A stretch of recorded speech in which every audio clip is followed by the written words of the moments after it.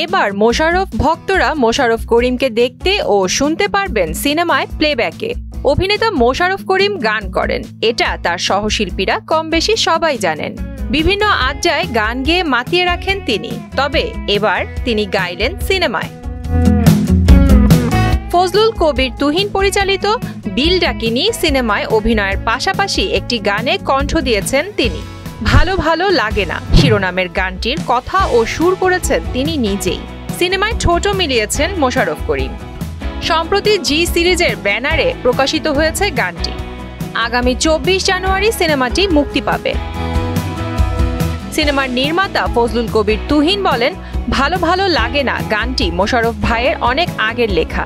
মাঝে মাঝে আড্ডাতে আমরা সবাই গানটি গাই। এই সিনেমার প্রেক্ষাপট অনুযায়ী জেলখানায় একটি গানের প্রয়োজন ছিল। আমার কাছে মনে হলো ভালো ভালো লাগে না গানটি দারুণ মানিয়ে যাবে এই দৃশ্যে। মোশাররফ ভাইকে জানানোর পর তিনি জানতে চাইলেন কে গাইবে। তখন তাকে বলি, আপনার কণ্ঠেই ভালো হবে। তিনি সম্মতি জানান এবং গানটি রেকর্ডিং করি। গত 11 জানুয়ারি বিল ডাকিনী ছবির প্রথম পোস্টার উন্মোচন করেন মোশাররফ করিম। এদিন চলচ্চিত্রটির মুক্তির তারিখ ঘোষণা ও পোস্টার উন্মোচন করতে নির্মাতা ও কলাকুশলীরা যান এমন একটি স্থানে যেখানে চলচ্চিত্রটি চিত্রায়িত হয়েছিল। পোস্টারে চলচ্চিত্রটির কেন্দ্রীয় চরিত্রে অভিনয় করা মোশাররফ করিমের পাশাপাশি দেখা গেছে পার্নো মিত্রকে। বিল ডাকিনীতে মোশাররফ করিম আছেন মানিক মাঝি চরিত্রে। সেখানে তিনি অভিনয় করেছেন একজন বাউলের সন্তান হিসেবে। অন্যদিকে পার্নোর চরিত্রের নাম হানুফা।